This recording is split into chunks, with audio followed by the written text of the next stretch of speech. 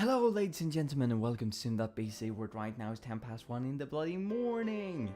And I'm joining you with a fresh cup of green because think about that environment. Not that that should be any inclination to what I'm going to talk about in a few moments time. Today, ladies and gentlemen, it's time for, oh, I can hear it in the distance. It's time for the SNR. What? It's time for the SNR, the Saturday News Recap.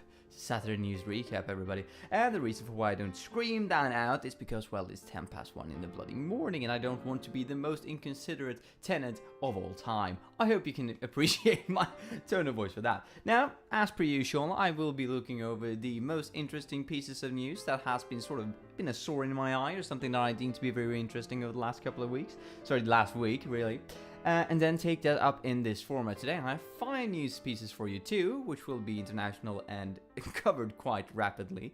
One that is an international news piece that is going to take like the bulk of the video, because it's not necessarily something that has happened over the last week, but something that I will probably be covering and talking about a lot over, well, in the coming future, or something that will be talked about in the coming future. Not necessarily by me, but it will be talked about by everyone, and I will be talking about it, but might not necessarily make coverage of it. I know this is complex, it's abstract, it's convoluted. Let's continue. Then the two last news pieces will be all about this channel and what has happened over the last week, because there has been 2 changes to the channel that is going to be rather interesting to just sum up in this format. So though, without any further ado, let's get into the 2 blitz news that we can say, and that's going to be all about the international China, US and Russia trade war that is still raging on. It is continuing, it is ongoing. Now, I thought this was kind of interesting because media tend to drop off on what they believe to be not that interesting of an opinion in use anymore. It's not generating the same amount of clicks, it's not generating the same amount of views, and people just tend to, you know, dwindle on with their aspirations and with their mindset because they don't have an attention span that's longer than, you know, 24 hours when it comes to large news. But this is something that has been in the news for, you know, days and weeks and months, at least over the last, what should we say, 4 months, very prominently and intensively over the latest 1.5 to 2 months. Something I thought was really interesting. It's still going on. If you want my thoughts about this, generally, the more the more of an open market we have, the better. Yet again, I'm a 22-year-old fresh graduate from university, so keep that in mind as you take my point of view and perspective on it. I obviously know everything in the world and have it all figured out, is what I'm trying to say. Obviously not. Let's move on though to the second piece of news in this blitz round, which is going to be IKEA opened their first store in India this week in what is called Hyderabad. Yeah, that's the name of the city. That's probably very different in India when you read it, but when I read it in English, I'm just reading the last 3 letters, bad, and I think, will this be a good move for IKEA? Will this be the best place to start for IKEA in India? Who knows? But when it says Hyderabad, which I sort of read as like hyper bad, one can wonder if the omen, so to say, and if all the signs, if the stars really are aligning for IKEA in this nation. I was actually shocked to know that they didn't have an IKEA in there already. Sort of an eye-opening experience for me, probably because I'm a Swede and I've seen IKEA in Sweden, and through all of my life I've bought, you know, most of the stuff I own at IKEA. Well, not that you see most of it. And, you know, put it all together myself, because that's always a treat. Said no one ever, especially since it most likely doesn't turn out like you want it to be in the beginning. So you have to go a few tries at it. But it's affordable though, right? But I thought it was kind of interesting that this affordable option was not put into India since, you know, now.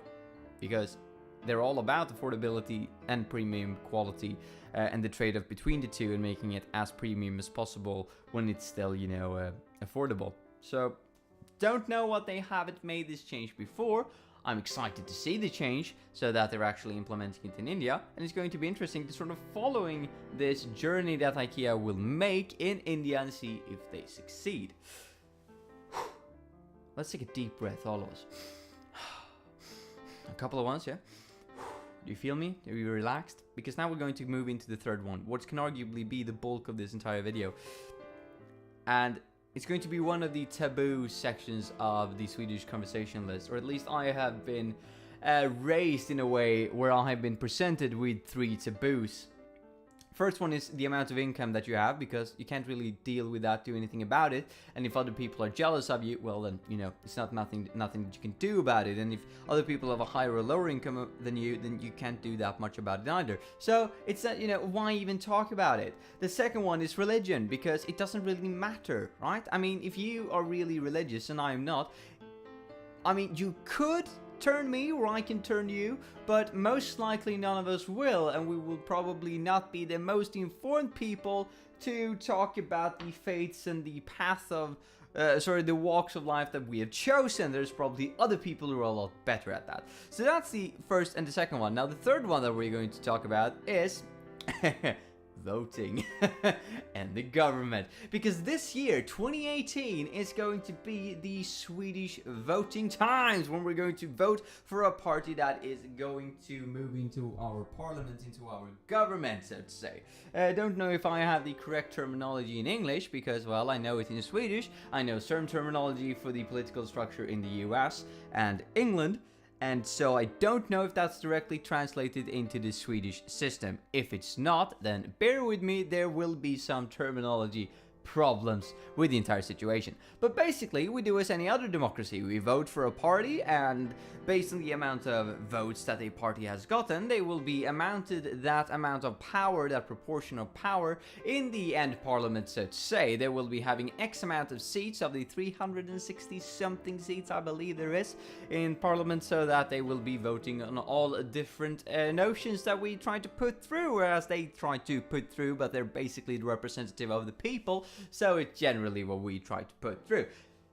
All fine and dandy, right? But what is the growing concern of the Swedish people, right? Or of the people overall, all over Europe and all over the world, is the rise of extremism, yeah?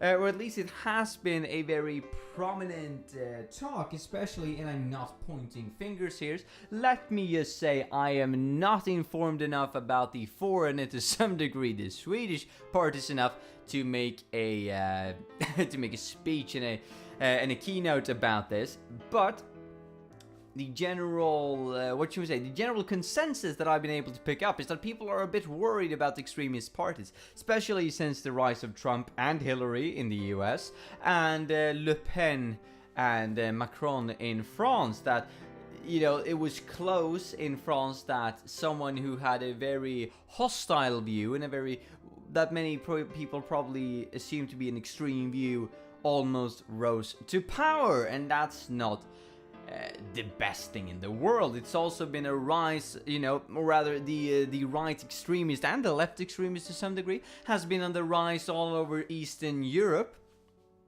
which isn't the best. And obviously this is going to affect us here in Sweden, because we have our own pool of parties that people think are very extremist to the right. Now, I would like to argue that at the moment, from my perspective, from where I'm standing, an uninformed Swedish citizen, which I can probably argue is, unfortunately, most of us when it comes to politics, even though we should be really, really invested in it, is that I can't really tell the parties aside from a right and a left wing. I mean, I know that there are some parties that are in the right bloc and some that are in the left, but when it comes to really discerning about their politics, they're all quite similar, especially in Sweden, which I would argue to be both the good and the bad thing. The good is because, well, it seems like all of us are about the average, the jantelagen in Swedish. We all like to be on the same page, and everybody is probably quite humane and work for the same set of goals that are probably very good because we're close to the center, so we're compromising a lot. The negative is that we can't really distinguish between the different parties, and that makes it so much harder to choose one. And when we're in a situation like that, when it's very hard to actually say what is the actual difference from the ones who say they're left and the ones that say they're right, but they're all sort of similar, at least from the perspective and the point where lots of us are standing. We can't really make a difference out of all of these. And then we say, oh, but they're not taking up the amount of the questions that we want them to. They're not going into the particular and interesting questions. How are we going to combat that as a people? And in those sort of situations, there tends to be parties that are either very far to the right or very far to the left that comes out and say, hey, I am easy to distinguish, you know where I'm standing, you might like it a lot, you might not like it at all, but at least you know where we're standing. We're here to offend some of you and appease some of you, and we're yet again going to be really easy to identify where we are standing with our politics that are going to be heavily focused on either the left or the right side. Right? That's sort of what tends to happen, and then many people are going to vote for them because they quote-unquote say, well, at least they deal with the difficult issues, and at least they know what they are, at least they know what they can stand for. You don't think that there is a reason why all of the other political parties in our nation has been coming closer together to compromise, and that this step out in left or right field is a bad thing? No, I don't think so at all. I think that I can understand what they're talking about because they're speaking to me, because they're speaking about all the things that you all are too afraid to talk about. And I'm like, or we're trying to deal with it in a delicate manner, right? But to some degree, there is a lack of political influence in some of the questions, at least the way it's handled, according to a lot of people. Yet again, the consensus, what I'm hearing all around me, right? That, politicians aren't really getting into the, the political questions that are important to us, like immigration and stuff. And I'm just like, maybe because it's not a yes or no question, it's a very delicate procedure that we just can't, you can't just turn a switch and everything will go away, or you can't just turn a switch and everybody will come here. It's a graduate process that we need to deal with, that I'm all for. I'm for waiting. And let's just establish some context, right? We're in a country where we are at the top of luxury, because we have a democracy, a well-working democracy, with arguably little to none of corruption in it, and we're able to complain. And that is very luxurious when it comes to politics and the political stability in the country. I am allowed to critique and criticize with all my fellow people in the nation the political understanding of the country and the government within itself. And that's a very, yet again, luxurious standpoint to have. Just keep that in mind, all of you who's going to vote. Now, since all of the people, and I'm obviously saying all in a general sense, I know that not all of you out there in Sweden think like that, but since there are a lot of people who think that, there are lots of extremist parties coming up, the best way to combat that, let me just put my opinion forward. The best way of combating that is letting them talk to full stop.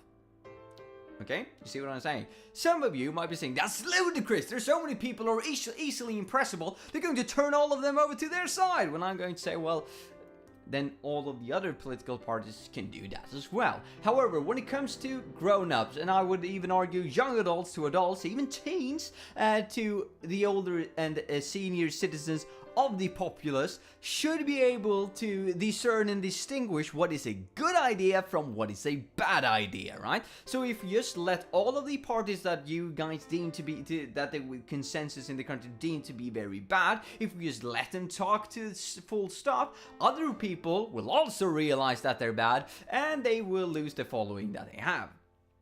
The other thing is happening though, where one party who people deem to be very bad is starting to speak, starting to develop something, and people are just constantly interrupting them. Which doesn't mean that their message comes across that they wanted to say from the political party's point of view. However, since they're getting interrupted, that doesn't really matter, because there's a lot of people who are going to vote for them now that wouldn't before because they were interrupted, and it's sort of this sympathy vote. They're like, oh, why don't you stop picking on them over there? They're just trying to do their job, mate. I mean, stop picking on them. I'm gonna vote for them. Bloody show you off, yeah? And that's such a bad state to be in now, isn't it? To be like, hey, there's this obviously not that good party in relation to the other ones we have, at least if you try to read and distinguish in the political points that they try to forward. I'm not gonna say which party I'm talking about, but most of you can probably imagine if you're from Sweden. But yet again, people are just interrupting them and saying lots of bad stuff about them behind their back, which to some degree might be valid, to others might not be, and spreading rumors, and people don't know what's right and what's wrong, and all of a sudden it's this huge conspiracy that this party that some people thought was really bad is now being painted in the light of being really good to a lot of people, and that's where they're gaining a foothold in the political party and in the government of Sweden.